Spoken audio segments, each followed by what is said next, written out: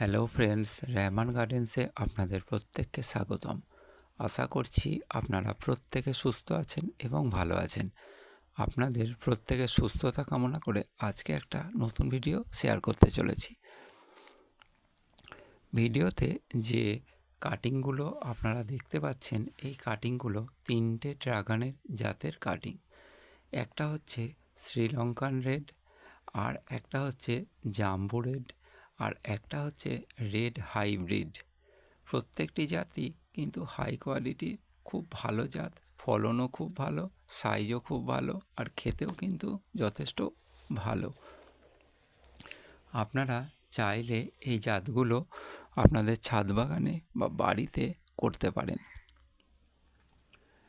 এই কাটিংগুলো আমি আজকে কিনে আনলাম। কাটিংগুলো দেখতে পাচ্ছেন কতটা উন্নত, আর কাটিংগুলো প্রত্যেকটাই যাতে নষ্ট না হয় সেই জন্য প্রত্যেকটাতেই দেখুন মেডিসিন লাগানো আছে বা সাফ লাগানো আছে, যাতে এগুলো নষ্ট না হয়। আমি এগুলোকে কিভাবে পটে সেটিং করব সেটা আপনারা একটু খেয়াল করুন। যেহেতু আমি বাইরে থেকে অনেকটা দূর থেকে কিনে এনেছি, সেগুলো আমি এগুলো মাটিতে দেওয়ার চেষ্টা করছি। আমার কাছে এখন মাটি রয়েছে, সেই জন্য আমি মাটিগুলো প্লাস্টিকের, নিজে হাতে তৈরি প্লাস্টিকের এই কন্টেনারে আমি বসাচ্ছি। তা আমাকে কি করতে হবে? সামান্য খুব যে বেশি মাটি লাগে তা কিন্তু নয়। ছোট ছোট প্লাস্টিকের এই কন্টেনারগুলো আমি মাটি ভর্তি করে তার মধ্যে এই কাটিংগুলো ভরবো। কিন্তু এমন কোনো প্রসেস আপনাকে অবলম্বন করতে হবে না, খুব সাধারণ প্রসেস, কোনো কিছুই লাগবে না। এই কন্টেনারে ভরতে গেলে আপনাকে প্লাস্টিক নিয়ে 4 চৌকো মতো সেলাই করে নিলেই চলবে। আর আপনার হাতের কাছে যদি এই প্লাস্টিকের কন্টেনার কিনতে পাওয়া যায় তাহলে তো কোনো কথাই নেই, বা কোনো কিছু যদি থাকে তাহলে কোনো অসুবিধাই নেই। আমার কাছে যেহেতু নেই, সেই জন্য এই প্লাস্টিকের পলিগুলো আমি নিজে হাতে তৈরি করে নিয়েছি প্লাস্টিক দিয়ে।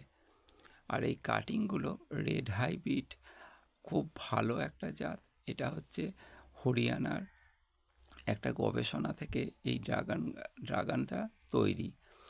আর 2 নম্বর হচ্ছে এই কাটিংগুলো দেখুন, 3টে কাটিং, প্রত্যেকটাই আলাদা আলাদা।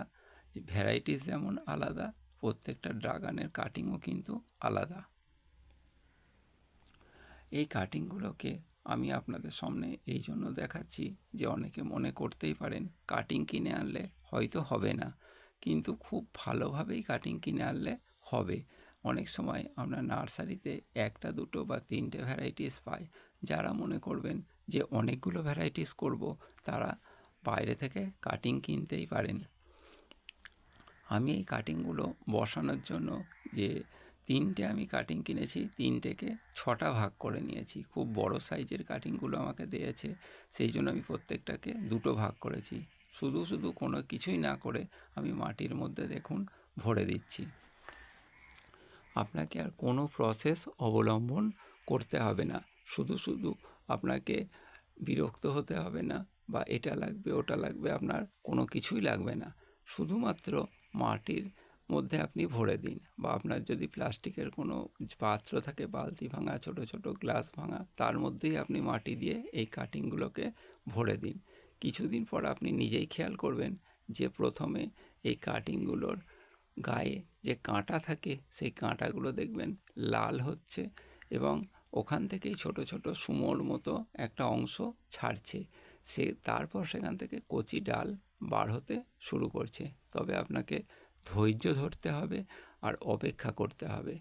আর 2 নম্বর পয়েন্ট হচ্ছে, যেহেতু যেই কাটিংটা বসাচ্ছি এটা হচ্ছে রেড হাইব্রিড, দেখেছেন এটা সম্পূর্ণ আলাদা। চওড়া কতটা বড়, আর এর গায়ে কাঁটা নেই বললেই চলে। যেহেতু এটা পাতলা টাইপের, সেই জন্য আমি ব্রাশ দিয়ে এটাকে জায়গাটা বড় করে নিলাম। এই কাটিংটা সম্পূর্ণ অন্য কাটিংয়ের থেকে আলাদা, অনেকটাই চওড়া, আর কাঁটা প্রায় নেই বললেই চলে। সার্ফ দেওয়া আছে যেই দিকটা, সেই দিকটা আমি মাটিতে বসালাম যাতে নষ্ট না হয়, আর উপর দিকে কিছুই নেই, তবে এখানে একটা কাজ করা যেতে পারে। পোকামাকড়ের আক্রমণ হয় অনেক সময়, ইঁদুরে বা পোকামাকড়ে উপরটা খেয়ে নেয়। সেই জন্য আপনারা চাইলে এর ওপরে বাড়িতে যে গুঁড়ো হলুদ থাকে সেটা দিয়ে দিতে পারেন, আর যদি সাপ থাকে তাহলে দিতেই পারেন। দেখুন আমি এই কাঁচি দিয়ে প্রত্যেকটা এই প্লাস্টিকের কন্টেনারকে আমি কিন্তু ফুটো করে দিচ্ছি। এর একটাই কারণ, যাতে জল না জমে। জল জমলে কিন্তু কাটিং মারা যাবে। যেহেতু এটা বর্ষাকাল চলছে, সেই জন্য আমি কাটিংগুলোর নিচেটা ভালো করে ফুটো করে দিলাম বা ছিদ্র করে দিলাম। ভিডিওটা দেখার জন্য ধন্যবাদ। ভালো লাগলে সাবস্ক্রাইব করবেন।